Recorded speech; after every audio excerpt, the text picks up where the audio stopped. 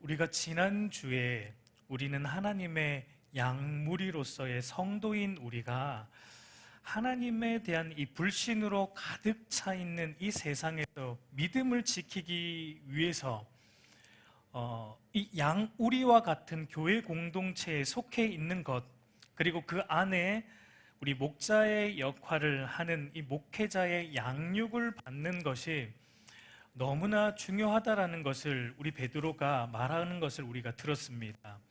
그리고 베드로는 먼저 목회자와 중직자들에게 자신의 이익이 아니라 하나님의 뜻을 따라 자원하는 마음으로 기꺼이 성도들을 섬겨야 하고, 그리고 주장하는 자세가 아니라 참된 목자이신 그리스도를 먼저 따라가는 삶의 본으로 성도들을 인도해야 한다라는 것을 베드로가 먼저 장로들에게, 목회자들에게, 그리고 중직자들에게 그렇게 권면을 했던 것을 우리가 보았어요. 이제 베드로는 이제 시선을 돌려서 이제 목회자들의 양육을 받아야 하는 성도들에게 이제 권면을 이어가고 있는 것을 우리가 오늘 본문을 통해 보게 됩니다. 우리 5절 말씀을 다시 보면, 젊은 자들아 이와 같이 장로들에게 순종하고 다 서로 겸손으로 허리를 동이라. 하나님은 교만한 자를 대적하시되 겸손한 자들에게는 은혜를 주시느니라 라고 말합니다. 여러분, 베드로가 말하는 이 젊은 자들은 누구일까요? 문자 그대로 좀 나이가 젊은 자들을 의미하는 것일까요? maybe 그럴 수도 있겠죠.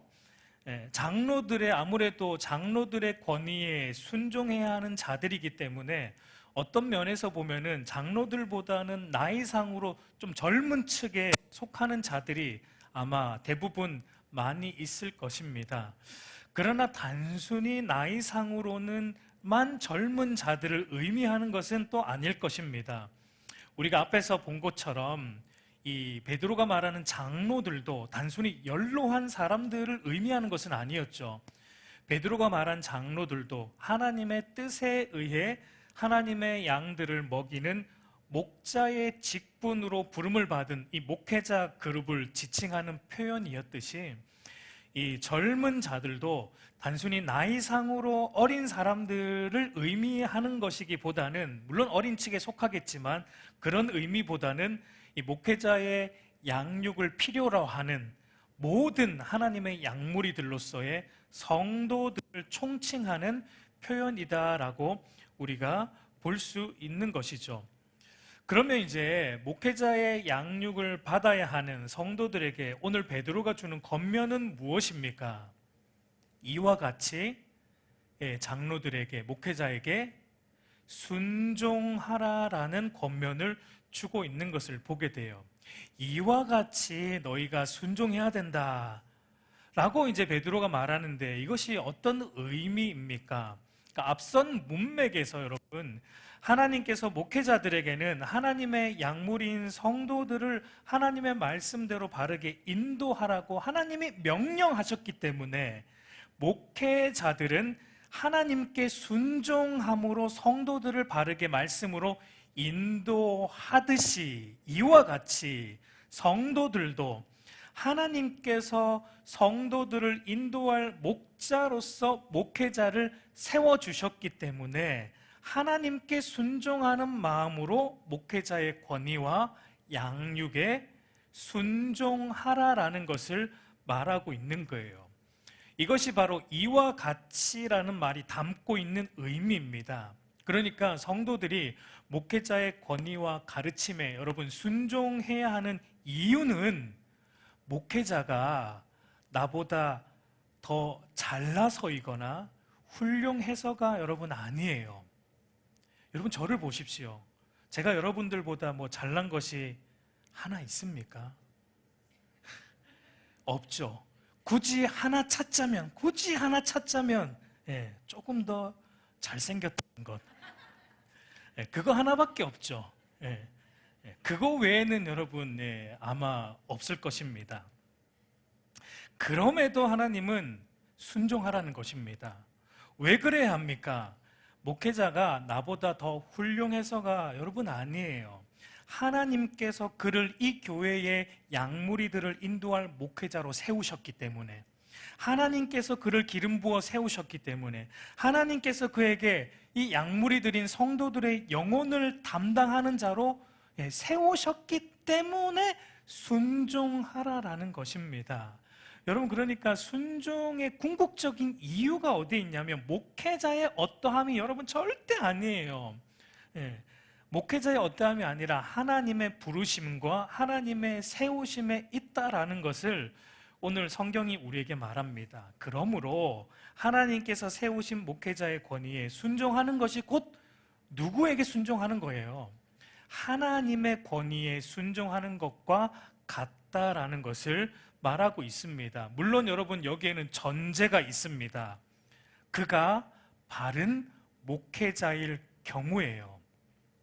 그가 하나님 앞에 진실하게 서 있는 참된 목회자일 경우에 그의 권위가 하나님으로부터 온 것임을 알고 목회자의 목양의 가르침에 순종해야 한다라는 것을 베드로가 모든 성도들에게 권면하고 있는 것입니다.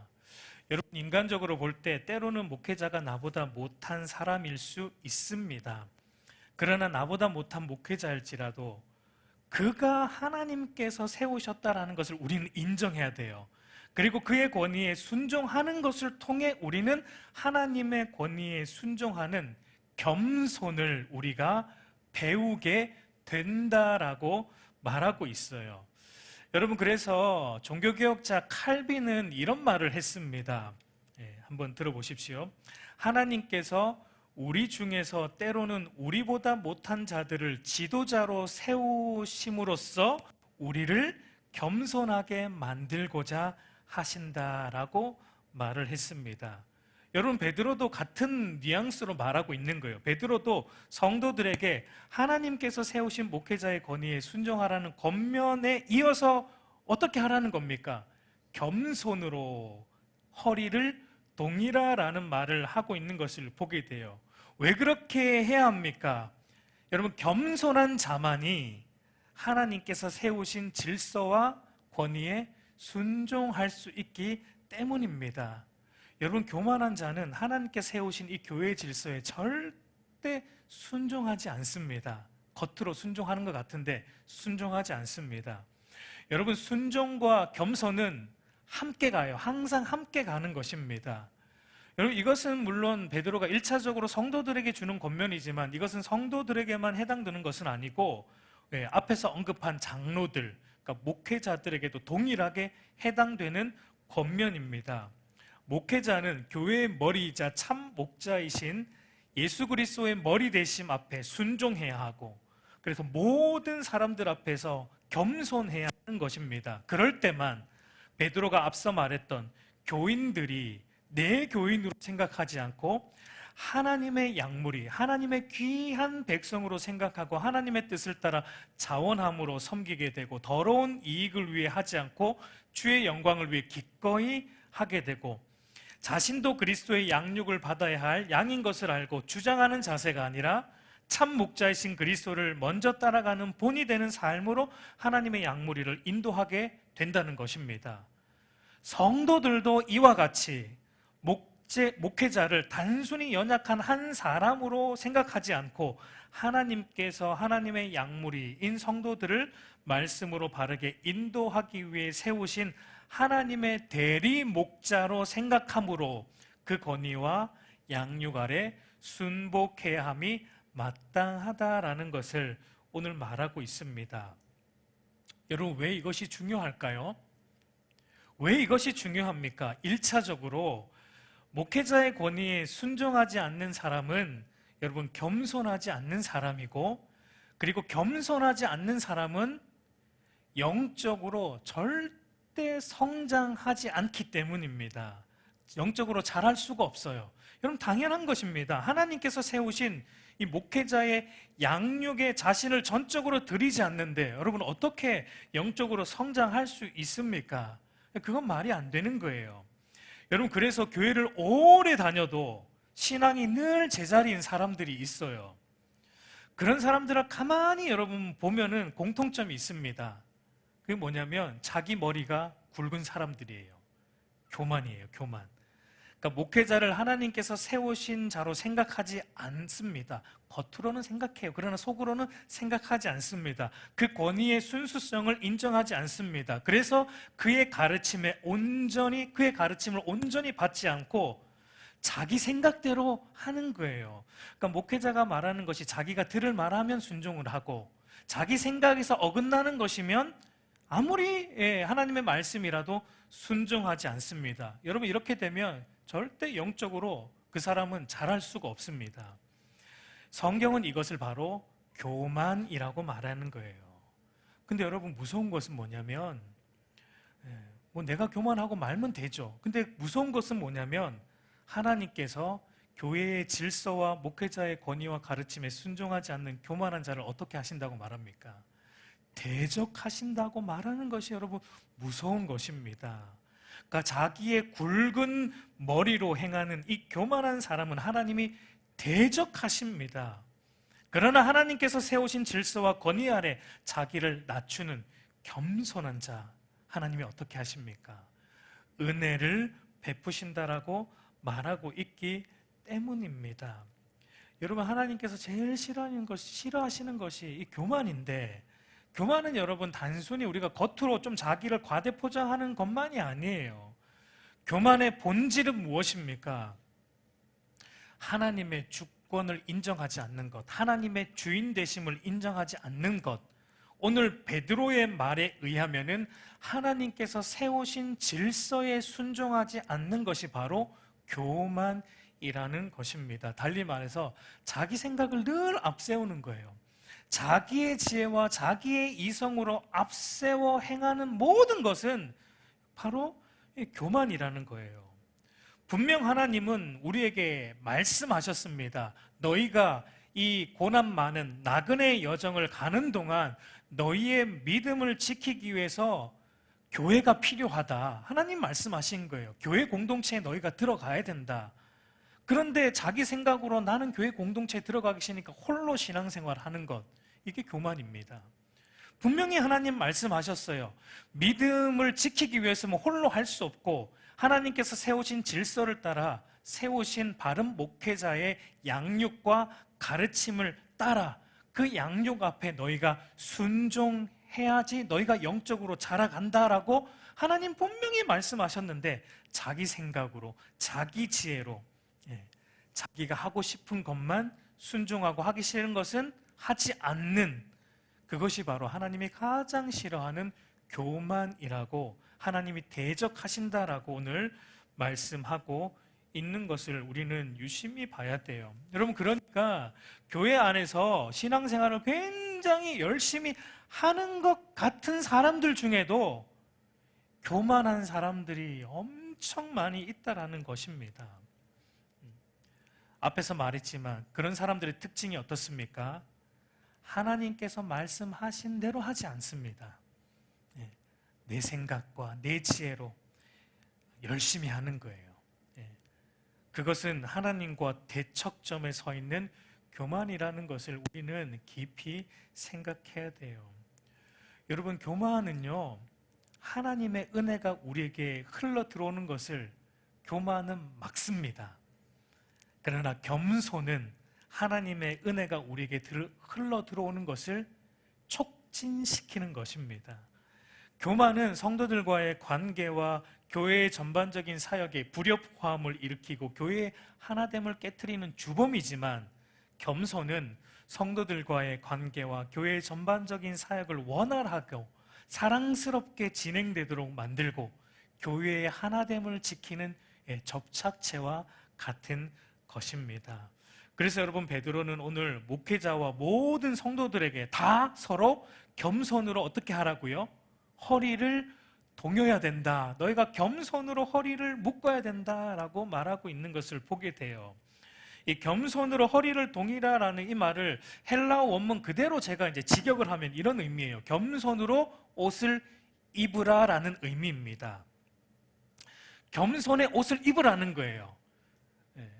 겸손의 어떤 주석가는 겸손의 앞치마를 취해야 된다, 뭐 이렇게 또 말하는 사람들도 있고요. 그러니까 여러분, 이게 이 말, 겸손의 옷을 입는다라는 이 말이 담고 있는 것이 무슨 의미입니까? 여기에 담겨 있는 전제가 있는데, 겸손으로 옷을 입어야 된다라는 것은, 겸손은 우리 안에서 나오는 것이 아니다라는 것이 전제되어 있습니다. 무슨 말이냐면, 여러분, 겸손은 우리의 본질이 아니라는 거예요. 우리의 본질은 실은 교만이라는 것입니다. 여러분, 우리 안에서 끊임없이 나오는 것을 가만 보십시오. 그게 뭡니까? 겸손입니까? 교만입니까? 사실은 겸손이 아니고 교만이에요. 우리 안에 있는 교만은 여러분, 죽이면 또 살아나고 죽이면 또 살아납니다. 여러분, 예를 들어서 우리가 어떤 자만심과 교만을 내가 떨쳐냈다고 한번 가정을 해보자고요. 내가 어떤 교만과 자만심을 떨쳐냈다고 생각하는 그 순간 우리는 어떻게 됩니까? 우리는 그 순간 그 교만과 자만심을 떨쳐냈다는 교만에 사로잡히게 되는 것입니다. 우리가 주일 오전에 보는 산상수훈에도 보면 여러분, 구제하는 일, 기도하는 일, 예배하는 일, 너무 경건한 일들이에요. 신앙적인 일들인데, 그런 경건한 일들을 하는 자리에서도 우리는 뭐가 솟아납니까? 나를 드러내고자 하는 이 교만이 꽃 피워지는 것을 우리는 보게 되는 것입니다.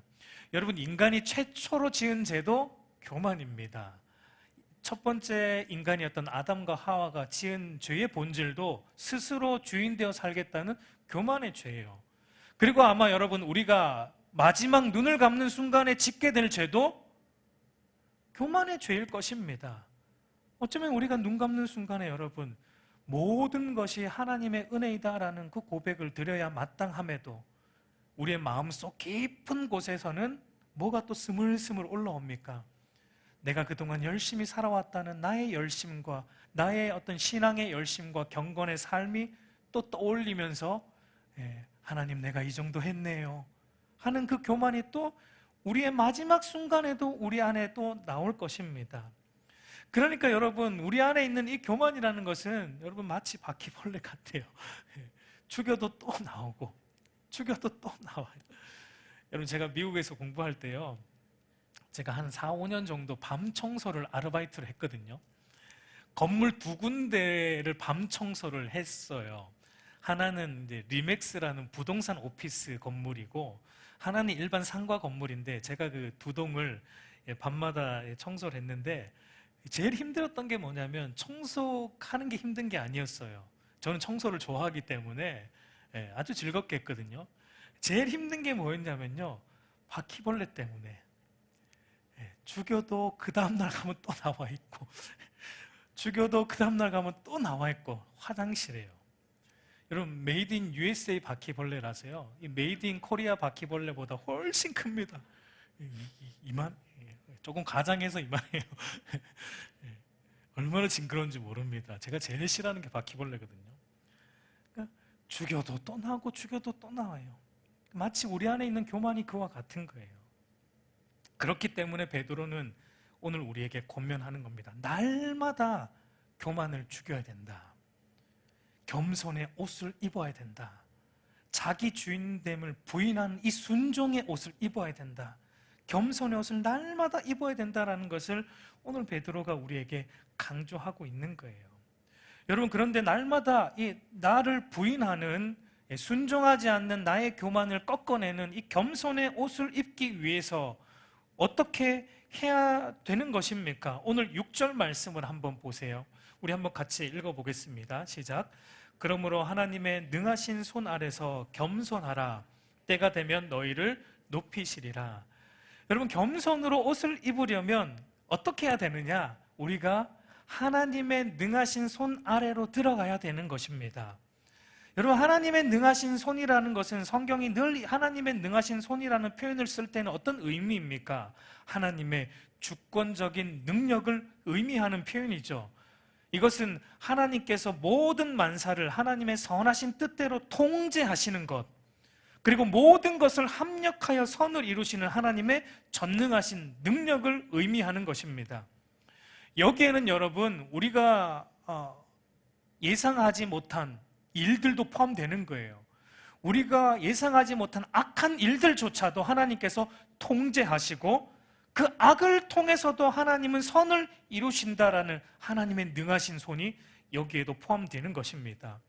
여러분, 욥기를 보면은 우리가 욥기를 통해 보듯이 사탄이 욥의 몸을 치는 악한 일을 하나님의 능하신 손 안에서 욥의 신앙을 귀로 듣는 신앙에서 눈으로 보는 그 신앙의 성숙함으로 하나님의 선을 이루어내셨고, 요셉의 형들이 요셉을 팔아먹는 악한 일을 하나님의 능하신 손을 통해 결국은 모든 이스라엘 백성들을 살려내는 하나님의 구원과 선을 이루어 내신 것을 우리가 보는 것과 같은 것입니다. 그러니까 여러분, 겸손으로 옷을 입는다는 것은 이처럼 나의 생각과 나의 지혜와 세상의 방법을 의지하지 않고 나의 생각, 나의 방법을 하나님 말씀보다 앞세우지 않고 하나님의 능하신 손을 전적으로 신뢰하고 하나님의 능하신 손 아래 나를 굴복시키는 것을 의미하는 거예요. 조금 여러분, 제가 직관적인 예를 들어서 표현을 해볼게요. 설명을 해볼게요. 좀 피부에 확 와닿을 수 있는 직관적인 좀 예를 들면, 여러분, 오늘날 이 현대 그리스도인들의 추세가 어떻습니까? 주일 오전 예배 한 번 드리는 것으로 만족하고 살아가는 것이 오늘 현대의 가벼운 그리스도인들의 공통점이고 특징이에요. 그 정도만 해도 마치 그리스도인이 다 되는 것처럼 하며 대다수가 믿으며 살아가지만, 그러나 그것은 분명 성경적으로 하나님의 뜻이 아니라는 것을 알기에 여러분, 어떤 변명도 어떤 이유도 내세우지 않고 하나님의 뜻이기 때문에 온전한 공예배 준수하는 것, 여기에 다른 이유가 없어요. 하나님의 뜻이기 때문에 여기에 순종하는 것, 이것이 바로 여러분 겸손으로 옷 입는 것이고 하나님의 능하신 손 안으로 들어가는 말의 의미입니다. 여러분, 순종, 앞에서도 말했지만 순종의 궁극적 동기는 목회자에게 있는 것도 아니었고 하나님에게 있었어요. 우리가 순종하는 궁극적 동기는 하나님의 뜻이지, 이 예배가 나에게 유익이 되는가, 유익이 되면 나오고 유익이 되지 않으면 나오지 않는 것, 그런 게 아니에요.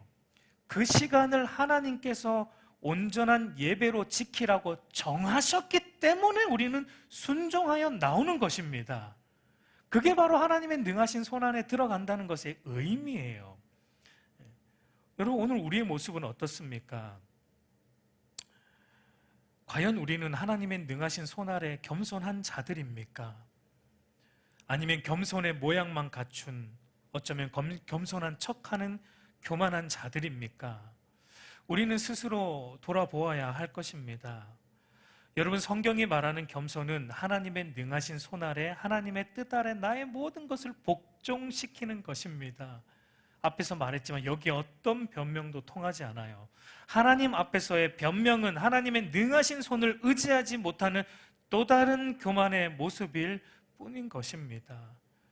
그러나 하나님은 여러분, 소수이겠지만 진실로 하나님의 능하신 손 아래 순종하는 겸손한 자들에게 약속하셨어요. 때가 되면 높이실 것이다.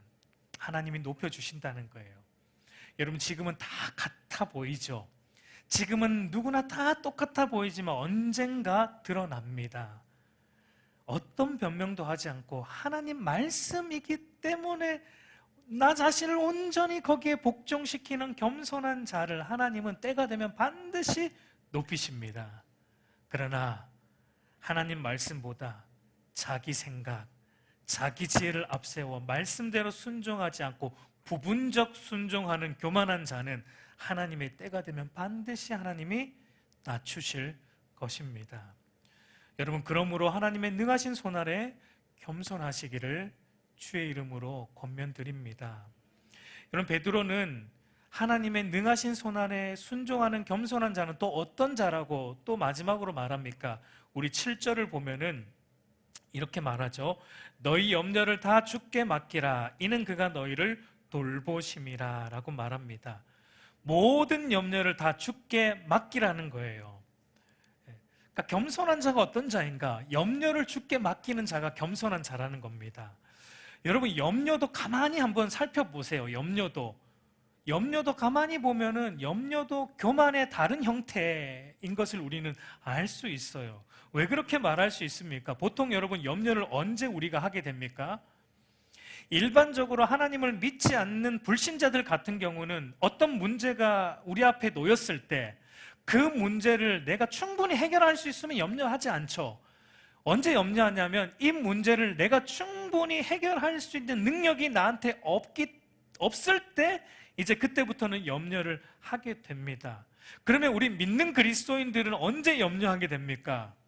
오늘 7절 후반절에 나오듯이 하나님께서 우리를 돌보신다는 이 하나님의 돌보심에 대한 믿음이 없을 때 우리 안에서 이 염려의 교만이 나타나게 된다라는 것을 베드로는 말하고 있어요. 이것을 여러분 다르게 말하면 하나님께서 나의 삶의 모든 문제, 여러분 생계의 문제든 자녀의 문제든 부모의 문제든 우리 학생들에게는 학교의 문제든 등 하여튼 나의 삶의 모든 이 부분을 한치의 오차도 없이 돌보신다는 하나님의 능하신 손에 대한 이 믿음이 부족하기 때문에 내가 내 문제를 내 스스로 주도적으로 책임지려고 할 때 여러분 우리 안에서 그때 염려가 생긴다라는 것을 말하고 있어요.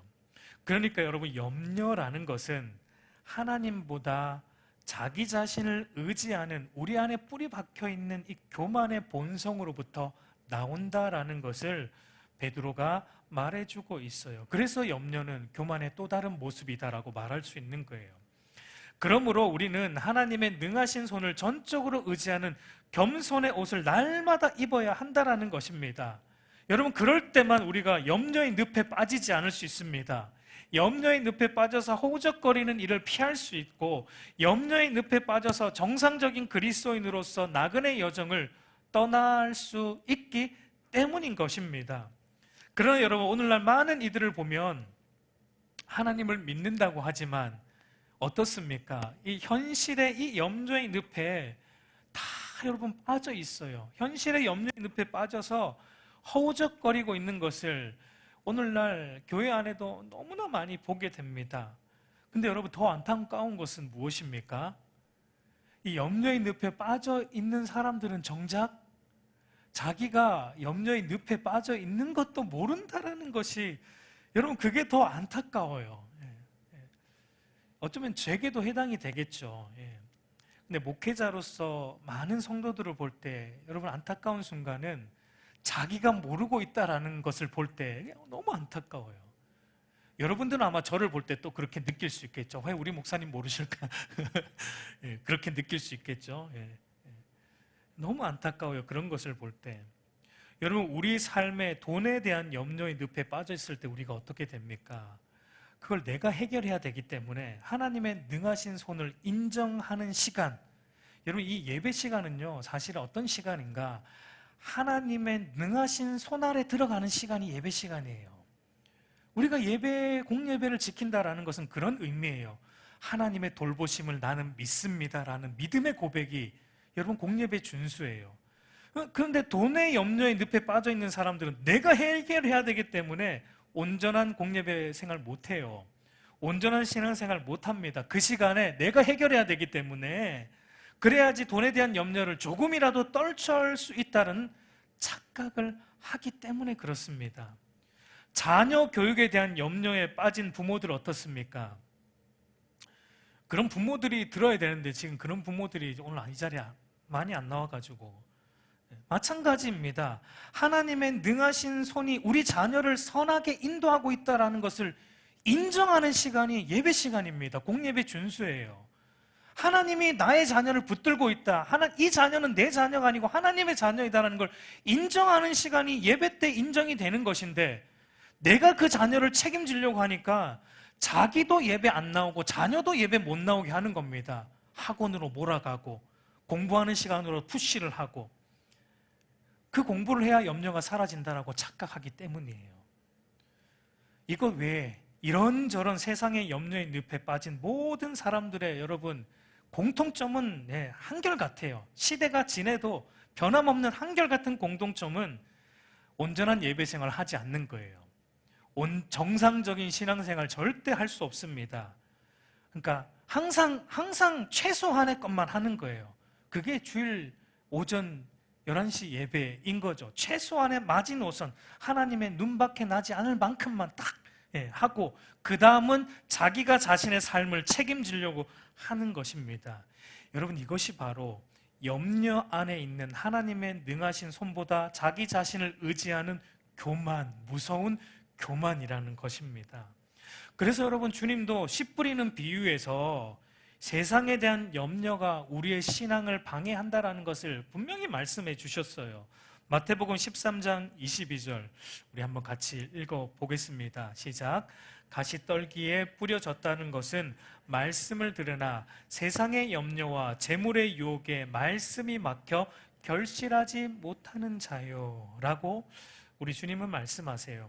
세상 염려, 물질에 대한 염려 때문에 말씀이 귀에 들어오지 않는 것입니다. 왜 그렇습니까? 그걸 자기가 짊어지고 있거든요. 그 모든 염려를 자기가 짊어지고 이 무거운 짐을 나 홀로 지고 지금 견디다 못해 지금 막 쓰러져 가고 있는 거예요. 능력이 안 되는데, 우리는 능력이 없는데, 내가 능력이 안 되는 내가 짊어지려고 하니까 점점점 염려의 늪 안으로 여러분 빠져가는 겁니다. 영적으로 죽어가고 있는 것입니다. 여러분, 이처럼 염려는 능하신 하나님께서 나를 돌보신다는 것에 대한 믿음을 부정하는 불신의 죄이고, 하나님께서 나의 삶을 돌보신다는 것을 온전히 신뢰하지 않고 내가 나의 삶의 모든 문제를 통제할 수 있다는 교만의 죄라고 오늘 베드로가 말하고 있는 거예요. 여러분, 그러면 우리가 어떻게 해야 될까요? 우리가 어떻게 해야 됩니까? 사도 베드로가 말하는 것처럼 간단해요. 우리의 모든 염려를 능하신 하나님, 우리 주님께 맡기면 됩니다. 왜 그렇습니까? 말하듯이 그가 우리를 돌보시기 때문입니다. 여러분, 이것을 믿습니까? 그가 우리를 돌보신다는 것을 믿습니까? 시편 55편 22절 우리 한번 같이 읽어보겠습니다. 시작. 내 짐을 여호와께 맡기라. 그가 너를 붙드시고 의인의 요동함을 영원히 허락하지 아니하시리로다. 우리 시편 68편 19절도 한번 같이 읽겠습니다. 시작. 날마다 우리 짐을 지시는 주 곧 우리의 구원이신 하나님을 찬송할지로다 라고 여러분 기자가 우리에게 말해주고 있습니다. 여러분, 하나님이 어떻게 하신다고 말합니까? 성경은 하나님께서 우리 짐을 대신 져 주신다라고 성경이 여러분 약속하고 있는 거예요. 여러분, 이것만큼 위로가 되는 것이 어디에 있습니까? 어디에 있어요?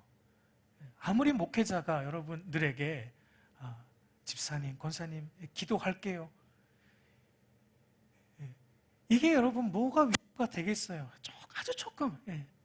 하나님께서 우리의 짐을 져주신다라는 이 약속의 말씀이 우리의 위로인 것입니다. 여러분, 하나님께 맡기십시오. 우리 아버지 하나님께 맡기십시오. 다윗이 고백한 것처럼 하나님께 맡기면 여호와가 나의 목자이시기에 내가 부족함이 없으리로다. 이 목자를 믿고 목자가 인도하는 대로만 따라가면 여러분 아무 염려 없습니다. 아무 문제 일어나지 않습니다. 성경은 계속 우리에게 이것 여러분 말해주고 있어요. 우리가 믿지 않으니까, 우리가 얼마나 안 믿으면 성경은 계속 우리에게 이걸 말해주고 약속해주고 있는 거예요. 하나님께서 우리의 짐을 대신 져주시니까 제발 그 짐 좀 내려놓아라라고 우리에게 말하고 있어요. 여러분, 제발 좀 맡기시기를 바랍니다. 제 자신에게도 이 얘기를 해주고 싶어요. 하나님께 이 교회의 모든 문제를 맡겨야 되는 것입니다. 그런데 여러분, 자꾸 우리는 어린 양과 같이 자꾸 내가 해결하려고 하고 내가 가고 싶은 길로 하고 목자의 인도를 벗어나려고 하는 교만이 우리 안에서 끊임없이 올라오게 되는 것이 문제인데, 여러분, 그렇게 되어서는 안 됩니다. 그때 오늘 베드로의 권면을 기억하십시오. 겸손의 옷을 입어야 됩니다.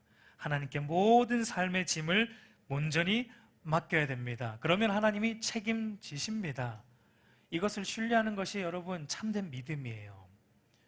이제 말씀을 맺겠습니다. 여러분, 우리 사랑하는 성도 여러분, 여러분 오늘 이 염려의 홍수로 넘쳐나는 이 광야 같은 이 세상에서 여러분 우리의 믿음을 지키려면 하나님께서 세우신 이 교회의 질서를 따라 여러분 하나님이 세우신 목회자의 이 양육 아래 순종해야 합니다.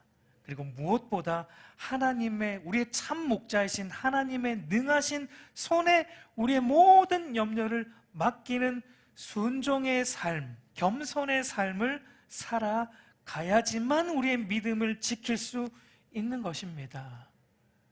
여러분, 우리 알곡교회의 모든 성도들이 저는 기대하고 소망합니다. 이 하나님의 능하신 손 아래 우리 알곡교회 모든 성도들이 순복하는 그날이 오기를, 그래서 모든 성도들이 겉으로가 아니라 중심으로 겸손한 자들이 되어서 하나님의 능하신 손을 붙들고 믿음으로 담대히 살아가는 우리 알곡교회 모든 성도들이 되기를 우리 주님의 이름으로 축복합니다.